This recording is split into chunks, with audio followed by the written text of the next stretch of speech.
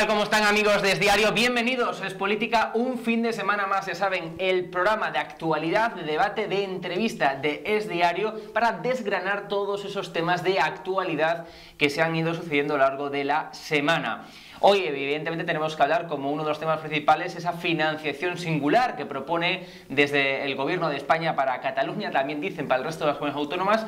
¿Saben ustedes lo que es la financiación singular? Pues nosotros todavía tampoco mucho. Vamos a intentar desgranarlo esto con nuestro invitado estrella de este fin de semana, Daniel Lacalle, doctor en Economía, economista, jefe en Tresis. Es un placer que estés aquí en Es Diario. Daniel, ¿cómo estás? Muchísimas gracias, gracias por invitarme, muchas gracias. Bueno, vamos a comenzar con uno de los temas principales de económicos, políticos también, la financiación singular. Escuchamos esta semana a María Jesús Montero, la ministra de Hacienda, haciendo una, podemos decir, incomparecencia, porque realmente iba a comparecer sobre la financiación singular para explicarnos qué es eso, por qué va a beneficiar según el gobierno a las comunidades autónomas, pero realmente lo que ha sido es un ataque constante y frontal al Partido Popular y a las comunidades autónomas del Partido Popular. Pero como economista, ¿qué entiendes de la financiación singular? ¿Qué es eso? Bueno, primero, el concepto de financiación singular es, como todo lo que hace siempre este gobierno, es utilizar unas palabras que suenan relativamente bien para esconder lo que es un acuerdo de financiación privilegiada. Esa es la diferencia.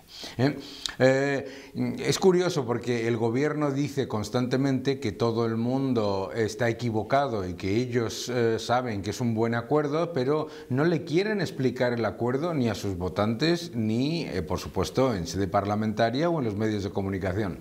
¿Por qué no quieren hacerlo? Si lees el acuerdo, que es público, verás que el Partido Socialista de Cataluña compra todo el argumentario del independentismo en la parte inicial completo, el tema del enfrentamiento civil, el tema de lo que han considerado los agravios de Cataluña, etcétera, etcétera, todo.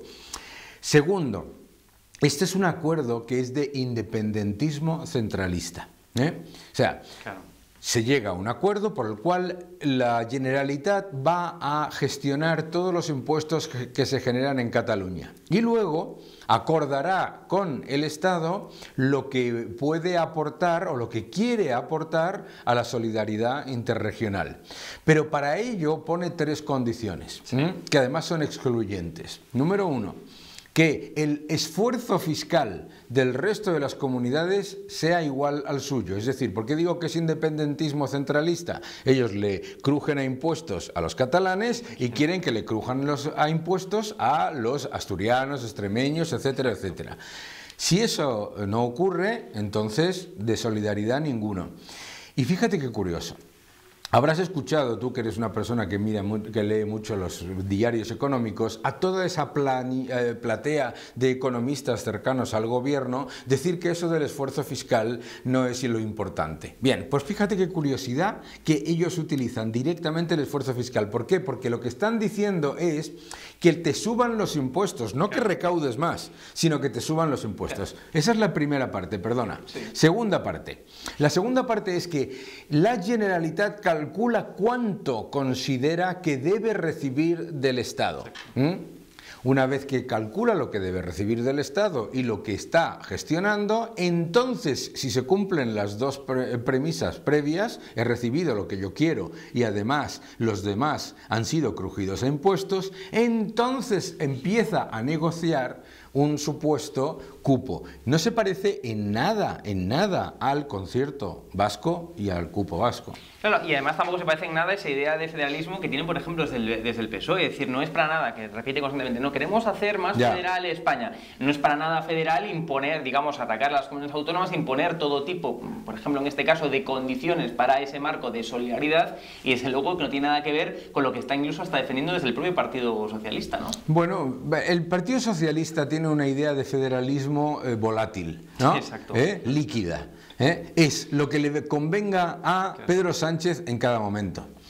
Todos entendemos que si quieres un sistema más federalista, lo que querrás es que las comunidades autónomas efectivamente gestionen más de los impuestos que se recaudan en esa comunidad autónoma y a la vez que tengan más responsabilidad fiscal y más capacidad de fijar sus impuestos, igual que el País Vasco o lo que sea. Bien, para ellos eso no es federalismo. Para ellos federalismo es que te crujan a impuestos en todas las comunidades autónomas, y además que las que a ellos les convienen para el poder político puedan gastar más y las que no les convienen, incluidas en las que gobiernan. Porque yo todavía alucino que haya alguien en Asturias que diga que esto es un acuerdo bueno para ellos. Claro. Y hablando de impuestos, vamos a escuchar a la ministra María Jesús Montero precisamente en el Congreso de los Diputados diciendo que bueno, que esto hay que homologar, hay que subir impuestos, pero todas las comunidades autónomas, escuchen. Yo nunca he hablado de cupo independentista. Es el Partido Popular el que permanentemente habla de cupo independentista porque no se ha leído el acuerdo. No se ha leído el acuerdo. Pero le digo más, señoría, ya lo dijo el presidente del Gobierno. La reforma del sistema de financiación tiene que conllevar que todas, sin excepción, las comunidades autónomas reciban un mayor volumen de recursos. Y evidentemente, señoría, que si se lee el acuerdo, verá usted que habla de la solidaridad, cosa que ustedes siempre obvian, y además una solidaridad dirigida a que haya una homologación en la prestación de servicios públicos en el conjunto del territorio. Yo lo que le pido, señor Polanco, es que dejen de confrontar con Cataluña, dejen de practicar una política que han ido desarrollando durante los últimos 7 u 8 años, en las que afortunadamente este Gobierno, a base de acuerdo, a base de diálogo, a base de que la política vuelva a sus cauces, está distendiendo una situación en la que hemos tenido en las últimas elecciones catalanas, ni más ni menos que por primera. Bueno, acabo de escuchar a la ministra María Jesús Montero, pues hablando precisamente de que todas las comunidades autónomas se van a ver beneficiadas, cuando no es así. Ya lo estaba comentando en estos momentos el economista Daniel Lacalle. Pero ahora vamos, me gustaría preguntarte por ese mantra tan repetido de que hay que subir impuestos para tener más recursos, para recaudar más. Bueno, eso también se ha visto que la Comunidad de Madrid, por ejemplo, bajando impuestos se ha conseguido recaudar más. No hace falta irnos ni tan siquiera a explicar la curva del AFER y tantas otras cuestiones económicas, porque los datos son los que son, ¿no? Muy bien, bueno, los primeros, además, que se vanaglorian de que cuando bajan impuestos recaudan más, son los socialistas. La señora Montero nos ha estado explicando que ellos bajaron el IVA de los alimentos y han recaudado mucho más el IVA por los alimentos, etcétera. O sea, son los primeros que te lo reconocen. Pero me da exactamente igual, su objetivo no es que le vaya mejor a los catalanes, su objetivo no es que le vaya mejor a los extremeños, su objetivo es que le vaya peor a los madrileños. Lo que es esa obsesión constante y ridícula por parte del gobierno de recuperar el poder en Madrid fastidiando a los madrileños, ¿no? Y claro, lo que dice la ministra en esta comparecencia es falso, ¿no? Primero dice que nadie se ha leído el acuerdo. Mentira, el acuerdo es público, me lo he leído yo. Bueno, un acuerdo que no tiene ni membrete de ambos partidos políticos, ni firmas por ninguna parte. Pero lo ha publicado en el periódico de Cataluña. Eso y sí. Esquerra Republicana sabe perfectamente, sí. Claro, no se publica en el periódico de Cataluña algo sin que sea cierto y desde luego sin que sea lo que ha firmado el Partido Socialista y Esquerra Republicana. Pero fuera de todo ello, para mí lo que es absolutamente falso e importante recordarle a la gente es que no es cierto que si se le dan más recursos a Cataluña se le van a dar más recursos al resto de las comunidades. El propio acuerdo muestra que no es un acuerdo de iguales, es un acuerdo por el cual si se le dan más recursos a Extremadura o a Asturias, se le van a tener que dar más recursos a Cataluña todavía, porque no se puede igualar. Pero ¿y eso es sostenible? Es decir, dar recursos como propone y como asegura el gobierno, es decir, esto alcanzamos un nuevo récord de deuda, 1,6 billones con B, sí. Billones hace poco, 25.000 millones de deuda solamente en junio, es decir, ¿es sostenible todo este gasto que quiere repartir el gobierno? Claro que no es sostenible y ellos saben que no es sostenible. La deuda de la Seguridad Social la han triplicado, la deuda pública, como tú has comentado, se ha elevado a un nivel récord no visto, pero ¿qué es lo que hacen? Pues lo que hacen es jugar con la estadística, ¿no? El Instituto Nacional de Estadística acaba de encontrar 5 Murcias en el PIB del pasado, y eso significa que mágicamente el objetivo de déficit y el objetivo de deuda del año 2024 se va a cumplir revisando el pasado, que no significa que el Instituto Nacional de Estadística no pueda revisar el pasado y todo eso se puede mirar y analizar. Lo más preocupante es que se utiliza como subterfugio para decir, y la deuda ha bajado, que no ha bajado en cualquier... Fíjate cómo será que después de encontrar, como te decía yo, 5 Murcias en el pasado, todavía no ha bajado. Recibieron una deuda del 98% sobre PIB y se queda en 105%. O sea, es que es alucinante. Entonces, está prometiendo deuda dice que con el techo de gasto, que si las comunidades autónomas no aprueban el techo de gasto, que van a perder, esto es tipiquísimo, si no se aprueban los presupuestos, las comunidades autónomas van a perder no sé cuántos 1.000 millones de euros de recursos. No, no los pierden, son deuda que lo que está haciendo es empeorar la situación de nuestros jóvenes, de nuestras familias y de nuestros hijos, bueno, de nuestros nietos. Vamos a hablar de la ley de vivienda a continuación y de esa amenaza, podemos decirlo así, o de esa advertencia de la ministra de Vivienda al resto de las comunidades autónomas, fundamentalmente las del Partido Popular, pero antes, ¿se puede gobernar tan a ligera como dice el gobierno sin presupuestos? Es decir, porque ya están poniendo encima de la mesa la base de, bueno, pues como no vamos a conseguir, o igual no lo conseguimos, prorrogar una vez más, ya están prorrogados, otra vez más, los presupuestos, y por tanto sería una legislatura sin presupuestos. Es decir, porque hasta ahora se venían prorrogando, pero al menos había uno que era propio de la legislatura actual. En este caso no hay ninguno propio de la legislatura. ¿Podría tan fácilmente como asegura el gobierno gobernar sin presupuestos? Se puede, lo hace, es un hecho. Al gobierno los presupuestos no le importan nada. El gobierno, sin espacio fiscal, sin espacio presupuestario, se sacó 2.000 millones de deuda de la manga para comprarse acciones de Telefónica. Al gobierno los presupuestos no le importan para nada, no le han importado nunca a este gobierno, porque acuérdate cómo se ponían cuando Rajoy tardaba 4 o 5 meses en aprobar los presupuestos del año. Es verdad que Rajoy algunos de los presupuestos los tuvo que aprobar fuera de plazo, pero los aprobó todos. Pero estos les da exactamente igual. Pero el problema de ahí, me vas a permitir, Hugo, que haga una reflexión. A mí lo que realmente me enfada de todo esto es que todo esto que está ocurriendo con el silencio de Bruselas. Una Bruselas a la que ni se ve ni se le espera.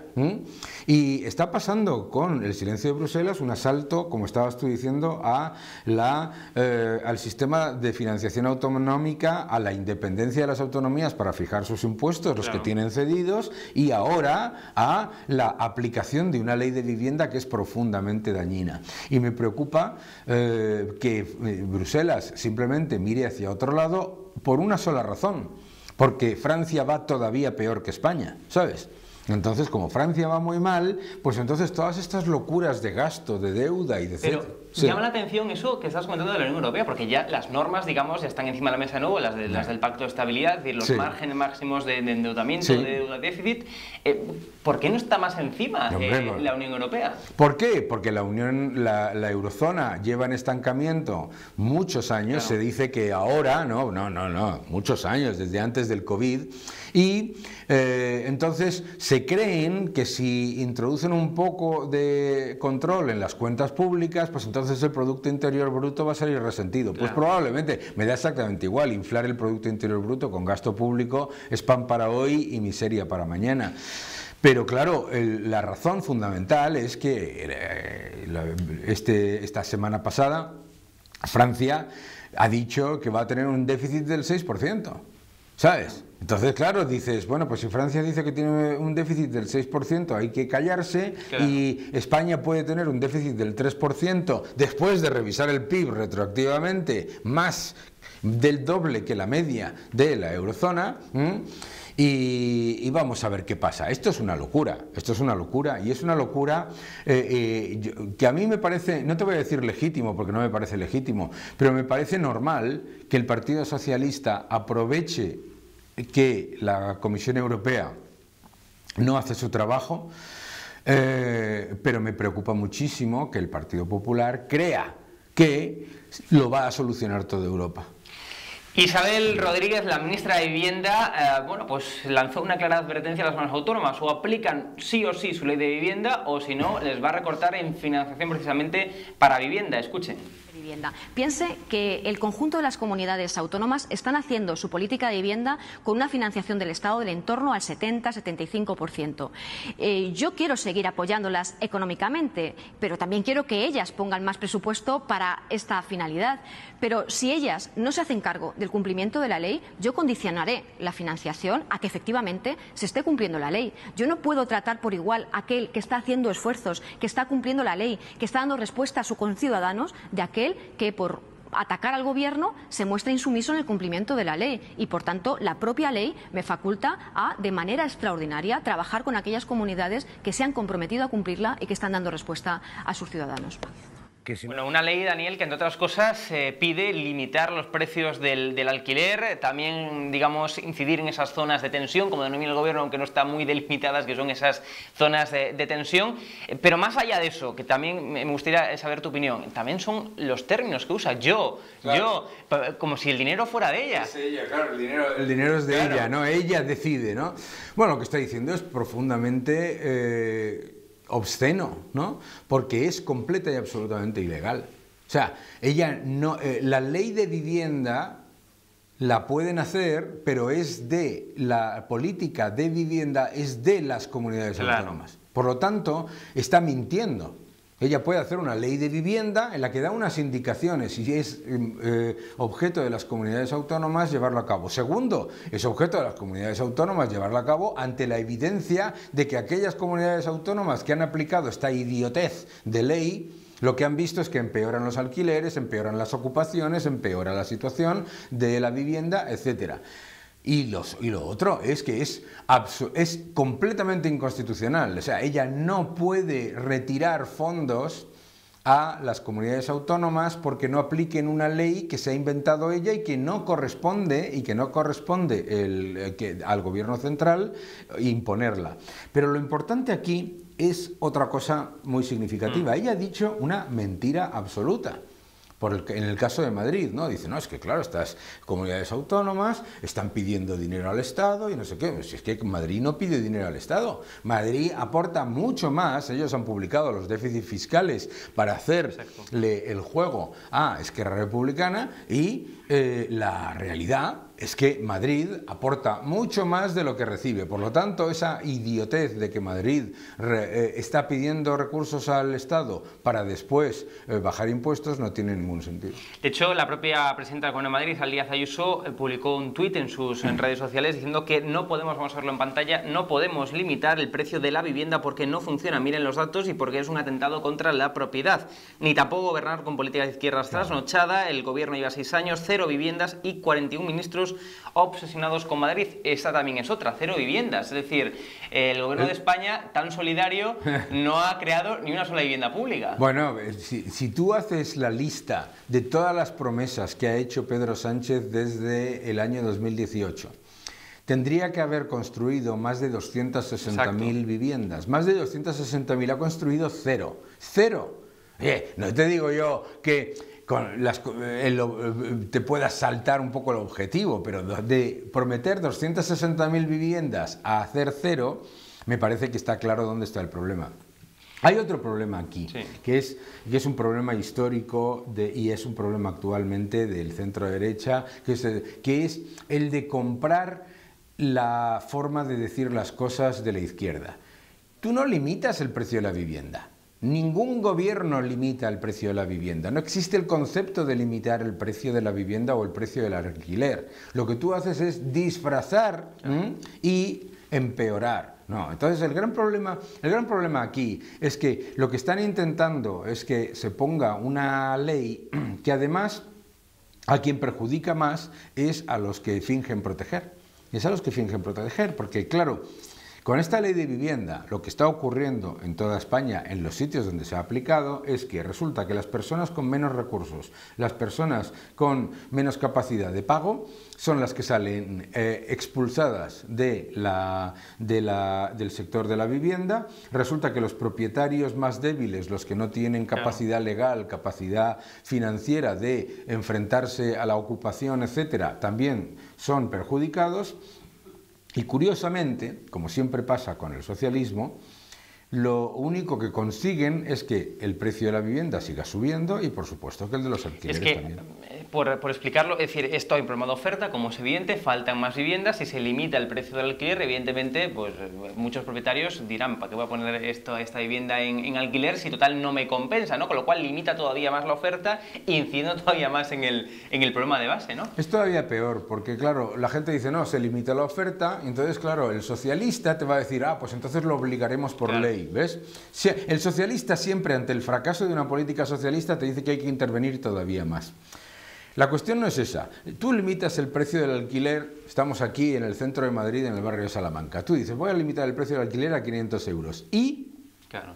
Porque a mí me dices, no puedo alquilar mi piso por más de 500 euros, yo llego a un acuerdo privado y se lo alquilo a una persona por el precio que sea de mercado. ¿Qué es lo que estás haciendo cuando haces eso? Lo que tú haces es expulsar del mercado a las personas que de verdad se podrían a lo mejor conseguir un apartamento pues a 800 o a 900 o a 1000 euros. Claro. O sea, lo que estás haciendo literalmente es convertir a las ciudades en un privilegio para ricos, que es lo que ha pasado en Viena, que es lo que ha pasado en esas ciudades que ellos ponen como ejemplo, ¿no? Te dicen, en Viena el alquiler medio es de 700 euros. Y yo siempre les digo, por favor encuéntreme ahora mismo un alquiler a 700 euros en Viena, ¿vale? Que yo le doy 100 euros más, regalaos, ¿vale? Y me quedo el apartamento y lo alquilo yo. Claro. Para concluir, la economía, repiten que va como un cohete, etcétera. Bueno, si vemos la tasa de exclusión social, por ejemplo, eso sí que va como un cohete también. Pero aquí, claro, el Banco de España, ahora con el nuevo gobernador del Banco de España, José Luis Escrivá, exministro, bueno, ministro hasta hace poco, dice que va a crecer mucho la economía, que va a ir como un tiro también. ¿Cómo valora esos datos? Bueno, las estimaciones del Banco de España son perfectamente lógicas. A ver, la gente el Producto Interior Bruto. Sí. Tiene una cosa que se llama el efecto arrastre. Sí. Para que te hagas una idea y la gente que nos está viendo, si en junio de 2024 los españoles y toda la economía española no hubiese hecho nada hasta diciembre, no hiciese absolutamente nada, todo el mundo dejase de trabajar y de generar riqueza, la economía se hubiera subido de un 2,5% a un 2,6% de crecimiento, ¿sabes? Por el puro efecto arrastre. Claro. Además, con el efecto arrastre de la revisión al alza que te comentábamos antes del pasado, del 2023-2022, claro. Efectivamente. Bueno, pero a mí no me importa eso. A mí lo que me importa es que con esa nueva revisión del Banco de España y la nueva revisión de la OCDE, la realidad de España es que la renta per cápita, el Producto Interior Bruto per cápita, está estancado desde el año 2019. Eso en términos reales. Y eso es lo que realmente le importa a la gente, porque si ha aumentado el Producto Interior Bruto y ha aumentado la población y somos más pobres, resulta que han salido los resultados del Instituto Nacional de Estadística de los salarios en España.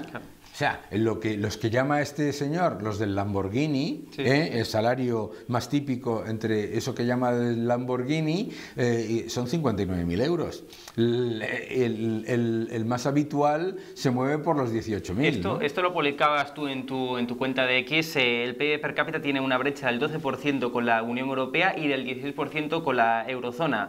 Y además, en PIB per cápita ajustado, por poder adquisitivo, España ocupa el puesto 20 de 27 países de la Unión Europea en recuperación entre el periodo del 19 al 23, ¿no? Y además también, otro de los datos, lo que hablamos antes, el índice de miseria es un 60% más alto, lo cual también, estos datos son muy preocupantes, claro. Bueno, son muy preocupantes cuando venga otro gobierno, cuando venga otro gobierno. El otro día escuché a uno de estos economistas socialistas, ¿no?, decir que qué es eso del índice de miseria, que nadie había, y solamente te tenías que ir al año 2016 para leerle a él decir que el índice de miseria era muy preocupante, ¿no?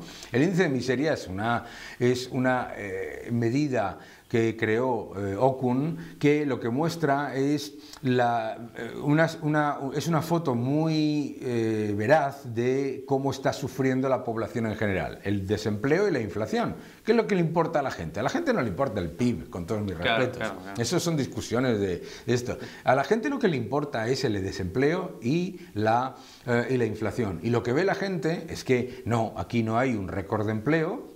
Ayer venía yo en el AVE desde Granada y una señora me decía, ¿cómo puede haber récord de empleo y tengo a mis 3 nietos en paro? Y digo, bueno, no, es que no hay récord de empleo.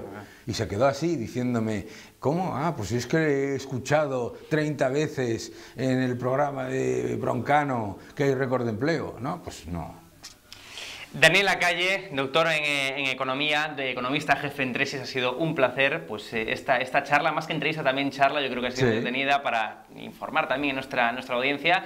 Y bueno, pues emplazamos a nuestros lectores, a nuestros espectadores también a que vuelvan el próximo fin de semana con más noticias, con más información aquí en Es Diario. Recuerden también seguirnos en nuestra página web en esdiario.com para mantenerse informado de las últimas noticias diarias, digamos, de cada día. Y también recuerden suscribirse aquí a este canal de YouTube y darle un like para ayudarnos en el posicionamiento. Muchísimas gracias. Estamos aquí en Es Diario informando como siempre. Nos vemos. Muy bien.